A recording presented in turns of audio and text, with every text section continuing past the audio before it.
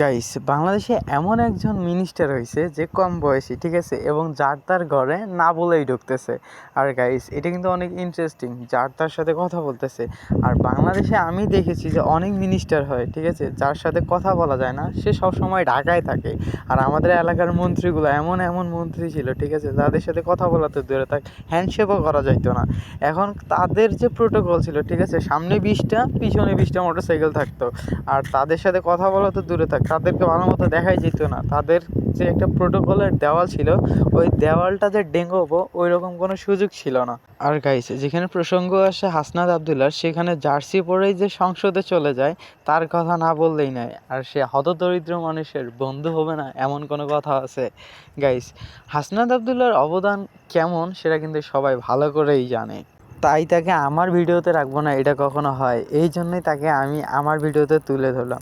Guys, সে কি করতেছে? সে এসে বাটপারদের কড়া নাড়তেছে, তাদের দরজায় গিয়ে কড়া নাড়তেছে যে তারা যে এতদিন যে বাটপারি করছে, এত টাকা লুটপাট করতেছে, তাদের জবাব চাইতেছে।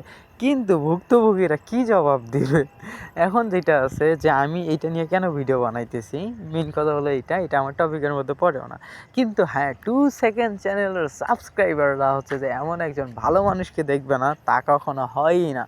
গাইস, এখানে কথা আসলো যে রাস্তার পাশে যে দোকান বসাইছি, ঠিক আছে, ফুটপাতে, সো তার কথা হচ্ছে যে আপনি দোকান করেন, ঠিক আছে, আপনার নিজের জায়গায় করেন, আপনি ফুটপাতে কেন করবেন? আর একটা মানুষের কেন হেনস্থা হবে, ঠিক আছে, যানজটে কেন পড়বে? ঝগড়া বিবাদ তো লেগেই আছে। সেই সব ঝগড়াগুলো শোনার পরে ওগুলো নিয়ে সংশোধন করতেছে। কী জন্যে? তার সংশোধন করার বিচার ক্ষমতাটা আছে, সে এগুলো হ্যান্ডেল করে আসছে। আর এখন সে কিন্তু হচ্ছে যে সংসদ সদস্য, যে কোনো ব্যক্তি না, ঠিক আছে, চাইলে আপনাকেও ধরে রেট মেরে দিতে পারে। So be careful guys. হুমকি আর হচ্ছে যে হুঁশিয়ারি, এখন যেটা বলা যাচ্ছে যে সে কিন্তু ভালো কাজ করতেছে, নট ব্যাড, গুড ওয়ার্ক করতেছে। গাইস, আমি অনেক টায়ার্ড ছিলাম, এই কারণে হয়তো বা ভিডিও মেক করতে পারি না, ভিডিও আসতে লেট হয়ে গেছে।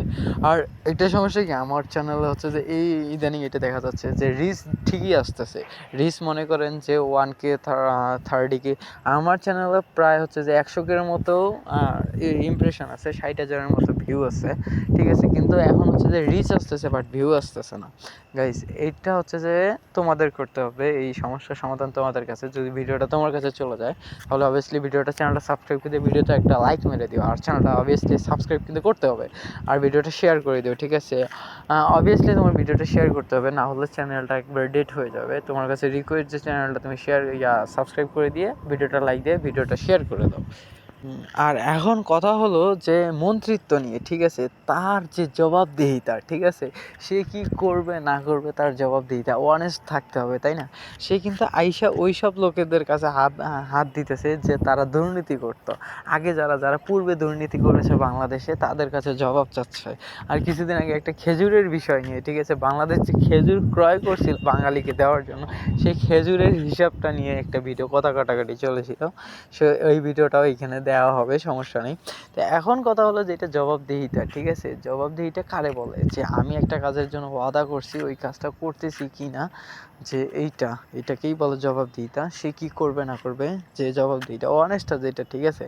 আরেকটা হচ্ছে জনগণের দায়িত্বটা, যেটা মন্ত্রীর কাজটা কি, মন্ত্রীর কাজটা হচ্ছে তার জনগণ ঠিক আছে কি না, ঠিক আছে। তো এইটাই যে হাসনাত আবদুল্লাহরে পায়া বাঙালি কি না কি করতেছে।